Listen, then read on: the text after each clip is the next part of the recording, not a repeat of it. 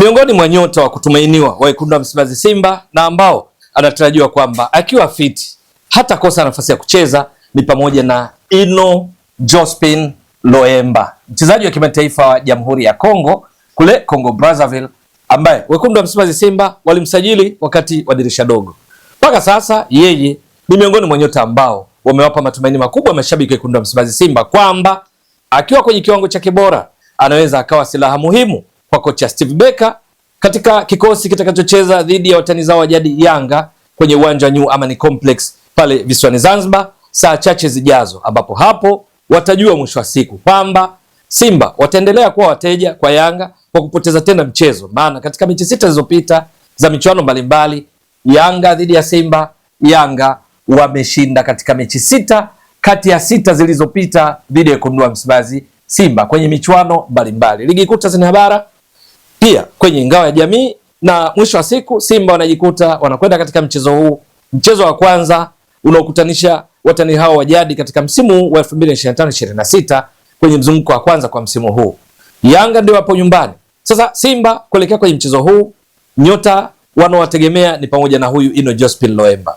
Yeye ni miongoni mwa wale ambao waliwasajili wakati wa dirisha dogo, akiwa ni pamoja na kina Libase Geye, kina Aniset Ura, akina Nixon Kibabage, Cletus Chota Chama, pamoja na Ishmael Olivier Toure na golikipa Jibo. Ni miongoni mwa nyota ambao Simba waliosajili wakati wa dirisha dogo ili kumwongezea nguvu kocha Steve Barker katika kutimiza mipango yao kwenye msimu wa 2025-2026.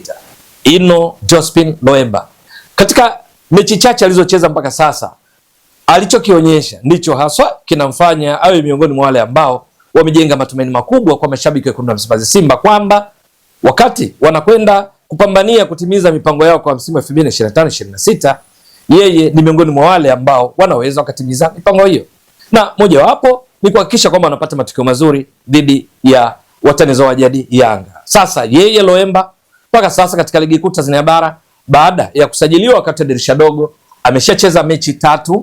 Kwenye mechi hizi tayari akiwa kama kiungo akiwa anaongeza nguvu zaidi katika kushambulia, ameshacheza mechi hizi 3, lakini dakika alizocheza kwa mechi hizi 3 ni 184, na kisha licha kwamba yeye ni mzuri katika eneo la ubunifu, kupiga chenga, kutoa pasi zenye macho kwenda kwa wenzake, lakini alipata nafasi ya kupiga mashuti. Mpaka sasa katika hizo mechi apiga mashuti 4, mawili yamelenga shabaha, lakini hana goli, ingawa tayari ameshatoa asisti 1.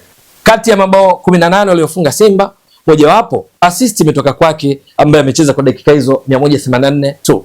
Lakini kwa namna anavyocheza Ino Jospin Loemba akiwa mbali na lango la wapinzani, haishangazi kuona kana kwamba hana bao, na wala ukitaka kumpima juu ya uwezo wake, juu ya namna anavyoweza kuiwezesha Simba chini ya kocha Steve Barker kutimiza mipango yao, hakika haitakuwa kwenye eneo la mabao, kwa sababu yeye ni mbunifu zaidi.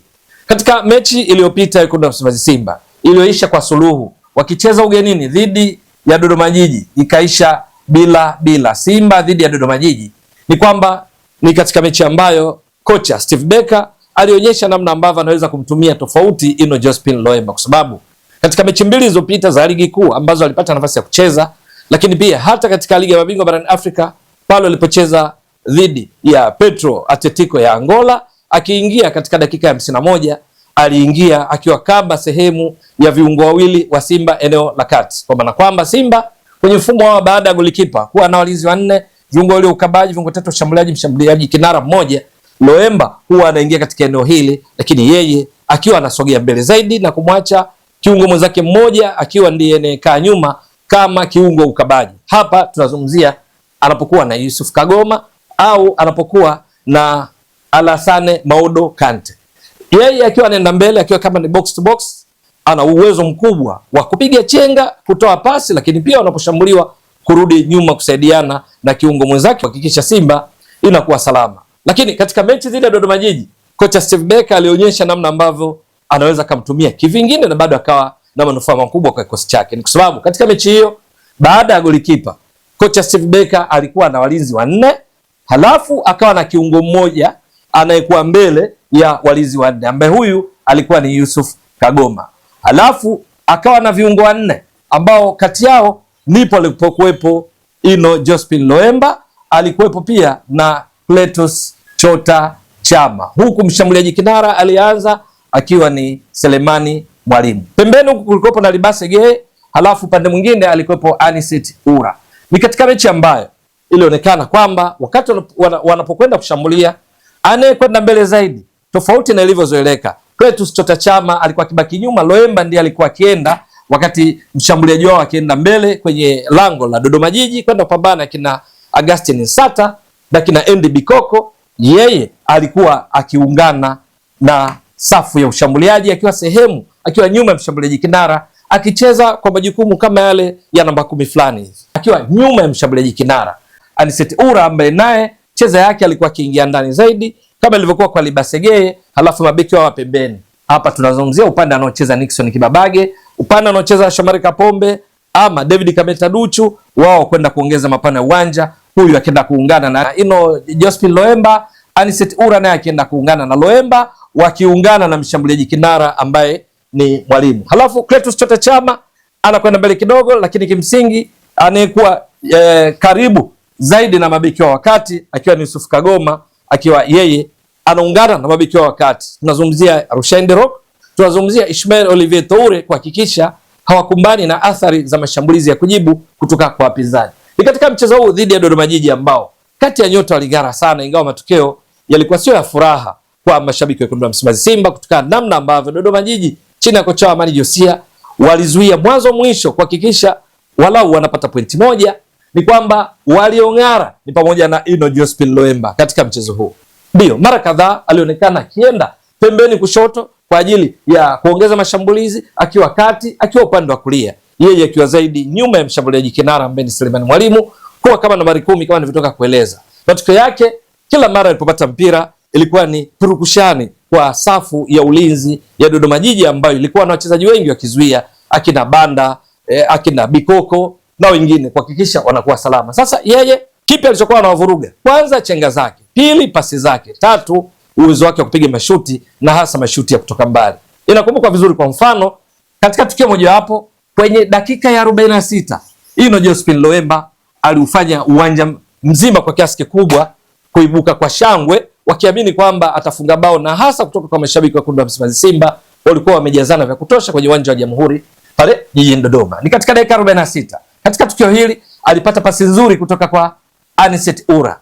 Alipopata mpira alichokifanya ilikuwa ni kumpiga chenga kali Andy Bikoko, na kisha akawa kimkabili golikipa Daniel Mgore wa Dodoma Jiji, akapiga shuti zuri, lakini bahati mbaya kwake na mashabiki wa Simba, lakini jambo zuri kwa mashabiki wa Dodoma Jiji na golikipa Mgore ni kwamba Mgore alitaimu vizuri huo mpira ambao ulipigwa vizuri na Loemba, lakini akaucheza na kuifanya Dodoma Jiji endelee kubaki salama. Lakini katika dakika ya 50 Loemba akaibua shangwe nyingine uwanjani. Ni katika wakati ambao alikuwa mbali na eneo la 18 la Dodoma Jiji, alipiga shuti kali haswa ambalo lilikwenda kugonga nguzo, aka hit woodwork.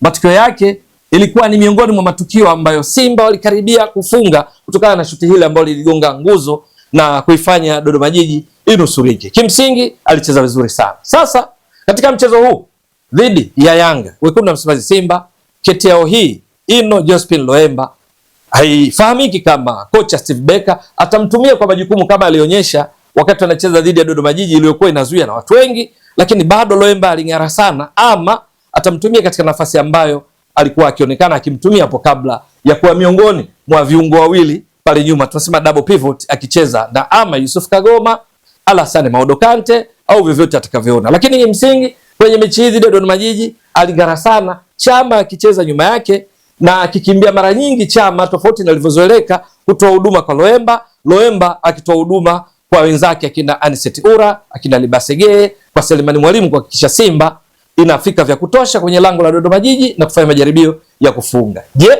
katika mechi dhidi ya Yanga kocha Steve Becker kwanza atampa nafasi ya kucheza? Na je, akimpa nafasi hiyo atacheza kwa jukumu lipi? Lakini kimsingi kwa nafasi zote ambazo amepangwa, Ino Josephine Loemba ameonekana ni tishio kwa wapinzani, ni hazina au tuseme ni kete muhimu kwa Wekundu wa Msimbazi Simba kutimiza mipango yao.